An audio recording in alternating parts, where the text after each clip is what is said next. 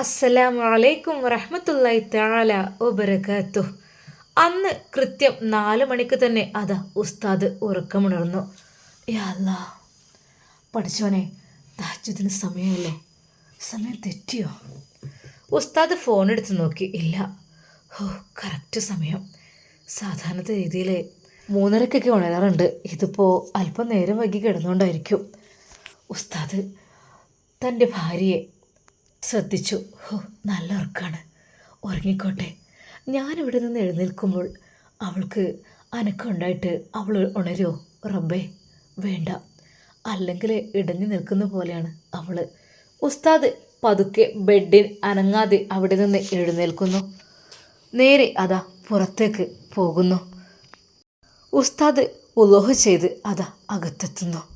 സാധാരണയായി ആ റൂമിൽ തന്നെയാണ് ഉസ്താദ് നിസ്കരിക്കാറുള്ളത്. പക്ഷേ അവൾ കിടക്കല്ലേ, വേണ്ട, ഇനി അവൾ ഉണർത്തി എന്നുള്ള പേര് അത് വേണ്ട.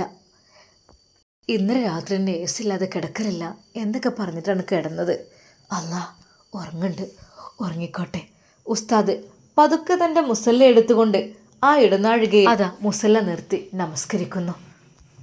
തഹജ്ജുദ് നിസ്കരിച്ച് പടച്ച റബ്ബിനോട് കരഞ്ഞ് ദുആ ചെയ്തു. അല്ലാ, എൻ്റെ ദാമ്പത്യ ജീവിതം നീ റാഹത്തിലാക്കി തരണം റഹ്മാനെ. യാതൊരു കുഴപ്പം പ്രയാസമൊന്നും ഉണ്ടാവരുതേ അല്ലാ റഹ്മാനെ. ഉസ്താദിന് അത് പതിവായിരുന്നു, അല്പസമയം ഖുർആൻ എടുത്ത് ഓതുക എന്നത്.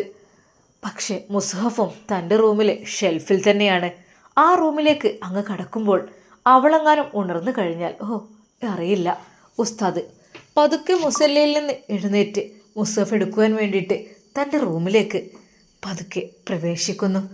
റൂമിൻ്റെ വാതിൽ പതുക്കെ ചാരിയിരുന്നു. അത് ഉസ്താദ് തുറക്കുന്നു.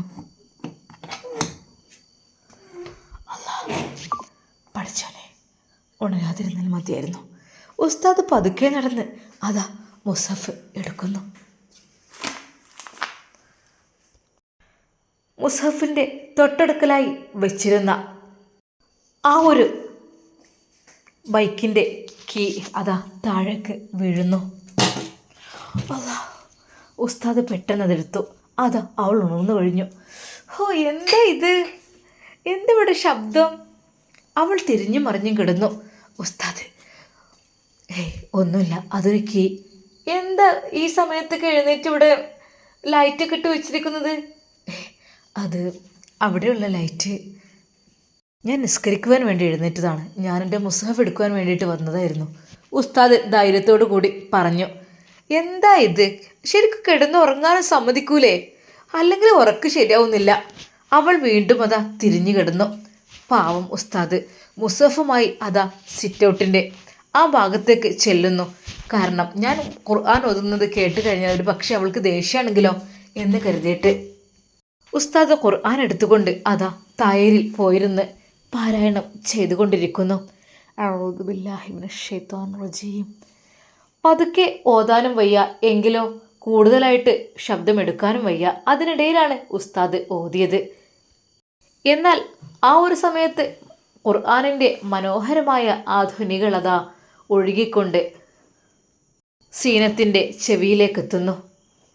പെട്ടെന്ന് അവൾ അത് ശ്രദ്ധിച്ചു. എത്ര മനോഹരമായ ഖുർആൻ പാരായണം! എന്നാലും ഈ സമയത്ത് ഇതിന് ബുദ്ധിമുട്ട് തന്നെയാണ്. ഉറങ്ങുന്ന സമയത്ത് ഇത് നടക്കൂല. അവൾ പെട്ടെന്ന് എഴുന്നേറ്റ് അതാ ആ വാതിൽ അമർത്തി അടക്കുന്നു.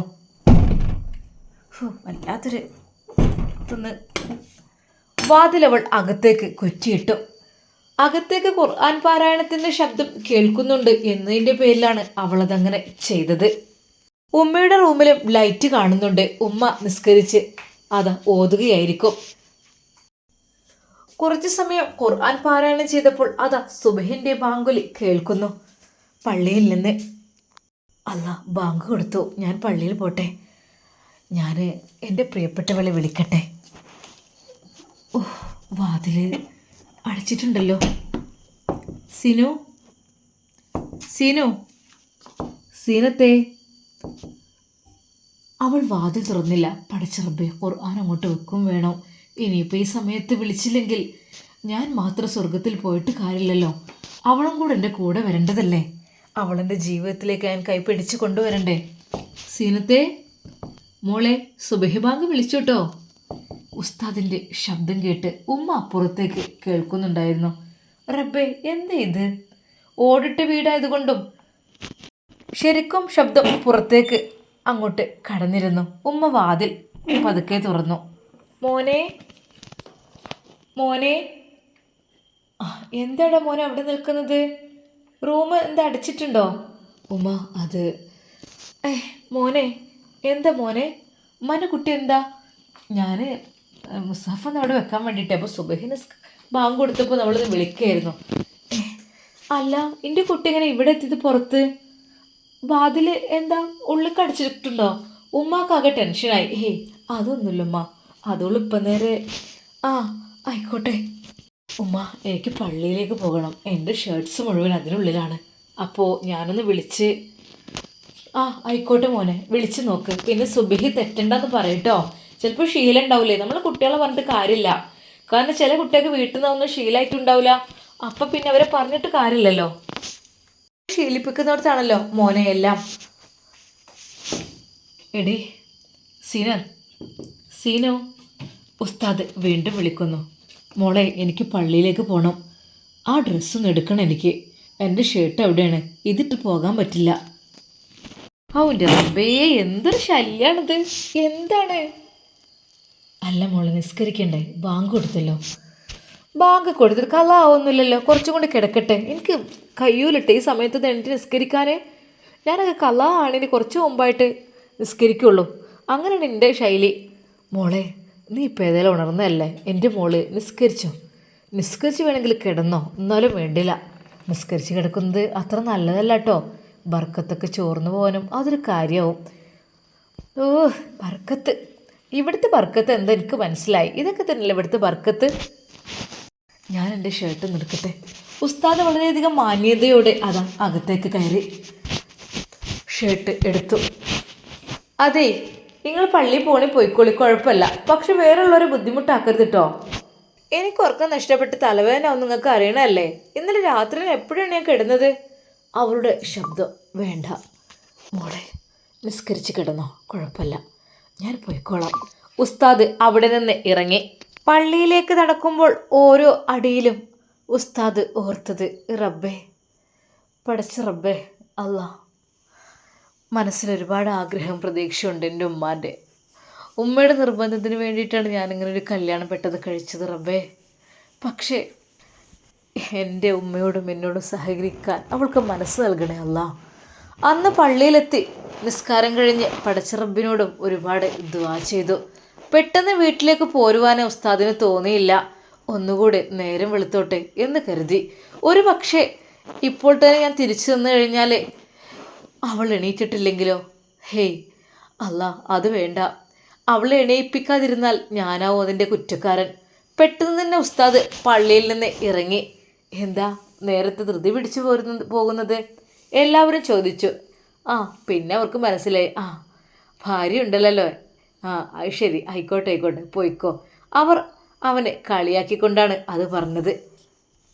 പക്ഷെ ഉസ്താദ് പോകുന്നത് മറ്റൊന്നിനും ആയിരുന്നില്ല. തൻ്റെ പ്രിയപ്പെട്ട ഭാര്യയെ സുബഹിക്ക് അല്ലാഹാവുന്നതിന് മുമ്പായിട്ട് വിളിച്ചുണർത്തി നിസ്കരിപ്പിക്കണം. അതെൻ്റെ കടമയാണ്. ഉസ്താദ് അതാ വീട്ടിലെത്തുന്നു. വാതിലടിച്ചിരിക്കുന്നു. ഹലോ സീനത്തെ, എൻ്റെ സീനത്തെ, ഒന്ന് വാതിൽ തുറക്കു വേണേ. അപ്പോഴേക്കും ഉമ്മ മുട്ടുകേട്ട് അവിടെ എത്തി. ഉമ്മ, മോനെ, എന്തേ ഓള് ഉറങ്ങിപ്പോയോ അറിയാതെ? സാരില്ല മോനെ, ഇനിയിപ്പോൾ എന്തായാലും സമയം കണ്ട 6 മണിയായി. അവിടെ കിടന്നോട്ടെ തൽക്കാലം. ഇനിയിപ്പോൾ വിളിച്ചിട്ട് കാര്യമില്ല, സുബഹിയൊക്കെ കള്ളായി.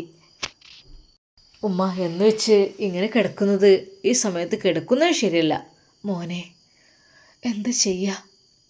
അല്ലെങ്കിലും കുറച്ച് അറിവുള്ള പെൺകുട്ടികളെ, സ്വാലിഹാത്തായ പെൺകുട്ടികളെ കെട്ടാഞ്ഞാലും ഇത് തന്നെ ആയിരിക്കും അവസ്ഥ. ഉമ്മ അറിഞ്ഞില്ല മോനെ ഇതൊന്നും. ഉമ്മ, കുഴപ്പമില്ല, അതൊക്കെ ബ്രോക്കർമാർ, അതൊക്കെ ഇൻഷാ അല്ലാ റെഡി ആയിക്കോളും. ഉമ്മ അവനെ സമാധാനിപ്പിച്ചു. സമയം 7 മണിയോട് എടുത്തിട്ടുണ്ട്. അപ്പോഴും അവൾ വാതിൽ തുറന്നില്ല. ഷെഫി ഉസ്താദ് അല്പം സ്ട്രോങ്ങിൽ തന്നെ. സീനത്ത്, വാതിൽ തുറക്ക്. എനിക്ക് പള്ളിയിൽ പോവാനുണ്ട്. ഓ എൻ്റെ റബ്ബേ, ഈ ഉസ്താദുമാരെ കെട്ടണ്ടില്ലായിരുന്നു. ഉസ്താദുമാരെ കെട്ടിയതുകൊണ്ട് ഇത്രയും ചിട്ടയിലൊക്കെ ജീവിക്കണം. ഞാൻ അറിഞ്ഞില്ല. അപ്പോഴേ ഞാൻ വീട്ടുകാരോട് പറയുന്നു ഉസ്താദ് എന്ന് പറഞ്ഞപ്പോൾ എനിക്ക് നടക്കൂല കേട്ടോ, ഇതെനിക്ക് പറ്റൂല. പക്ഷേ ഓരെല്ലാവരും കൂടി എന്നെ നിർബന്ധിച്ച് എന്തിനാണ് എന്നെ ഇങ്ങനെ കഷ്ടപ്പെടുത്തുന്നത്? ദേഷ്യത്തോടെ അവൾ വന്ന് വാതിൽ തുറക്കുന്നു.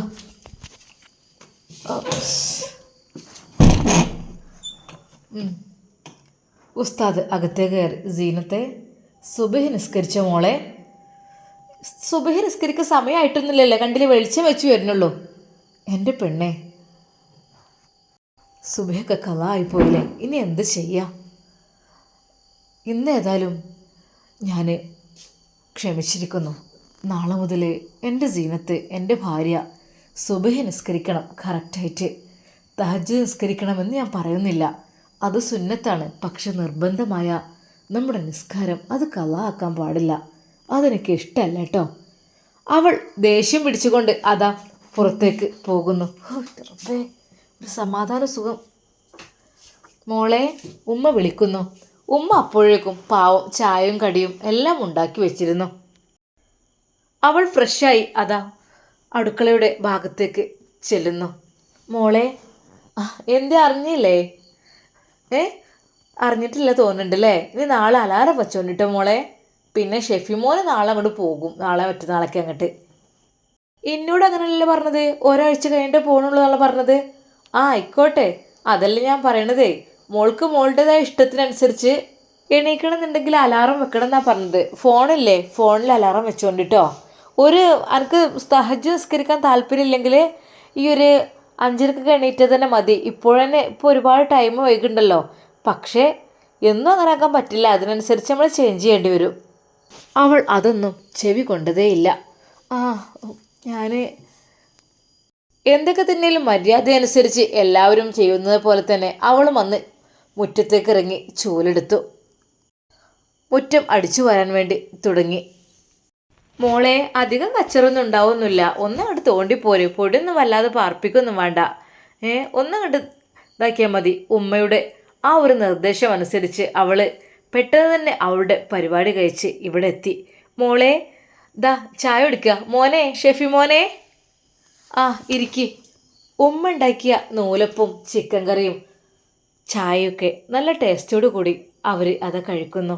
ഉമ്മ, നിങ്ങളുടെ ഒരു പാചകത്തിൻ്റെ രഹസ്യം എന്തൊരു സോഫ്റ്റാണിത് ഉമ്മ. മോനെ, ഞാൻ കാര്യമായിട്ടൊന്നും ചേർക്കണമെന്നില്ല, സാധാരണ ചുടുവെള്ളം ഉപ്പിട്ട് ചേർക്കും, അത് തന്നെ. പിന്നെ ഇപ്പം എന്താ, എല്ലാവർക്കും സിമ്പിളായിട്ട് ഉണ്ടാക്കാൻ പറ്റുന്നതിനാണല്ലോ. മക്കൾ കഴിക്ക്. മോളെ സീനത്ത് മോളെ, ദാ ഭക്ഷണം ഇട്ട് കഴിക്ക്. മോൾക്ക് ഇഷ്ടമല്ലേ? ഇഷ്ടമൊക്കെ തന്നെയാണ്. അവർ 3 പേരും അതാ ഭക്ഷണം കഴിക്കുന്നു. പതിവ് പോലെ തന്നെ സീനത്ത് എഴുന്നേറ്റ് അവളുടെ പ്ലേറ്റ് എടുത്തു കൊണ്ടുപോയി അതാ കഴുകി അവിടെ വെച്ചു. എല്ലാവരോടും ഒരു സഹകരണമോ ഒന്നും കാര്യമായിട്ടില്ല. എന്തെന്നറിയില്ല, ഉസ്താദിനോട് ഒരു ദേഷ്യം പോക്കുന്ന പോലെയാണ് ഉസ്താദിന് തോന്നിയത്. റബ്ബേ, മോനെ നീ കഴിക്കടാ, ഓൾ എണീറ്റ് പോകണമെങ്കിൽ പോയിക്കോട്ടെ, മോൻ കഴിക്ക്, ഞാൻ അവിടെ ഉണ്ടല്ലോ. നമ്മൾ ഒരുമിച്ച് ഭക്ഷണം കഴിക്കുമ്പോൾ ഒരുമിച്ച് ഭക്ഷണം കഴിച്ച് എഴുന്നേൽക്കുക എന്നുള്ളതുണ്ട്. ഓള് 2 നൂൽപുട്ട് തിന്നിട്ടുണ്ട്, എന്നാലും 2 കൂടെ തിന്നാലേ വിശപ്പ് മാറുള്ളായിരുന്നു.